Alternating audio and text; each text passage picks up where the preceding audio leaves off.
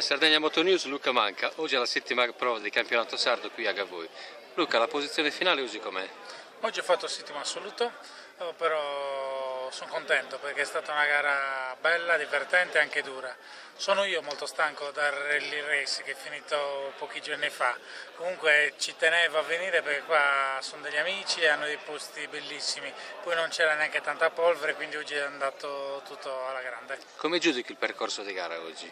Il percorso di gara era un percorso selettivo perché era tutto guidato, non bisognava mai distrarsi, non c'erano sterrati neanche mulattiere estreme, però hanno fatto veramente un bel lavoro, visto che è la prima gara che organizzano qui a Gavoi, il prossimo anno sicuramente si può solo migliorare. Peccato la carenza di iscritti oggi. Sì, la carenza di iscritti c'è in ogni caso, ogni gara, perché dopo le prime 3 gare poi la gente decide di non venire oppure fare altre gare. Quanti E erano poi, arrivati? 53, vero? oggi avevamo 53, comunque contando che siamo a giugno non è malissimo. È un buon numero. È un buon numero, adesso bisogna aspettare a ottobre dove c'è l'ultima gara e poi finisce il campionato. Facendo il riferimento con la prima di campionato mancavano all'incirca 20 piloti, non di più.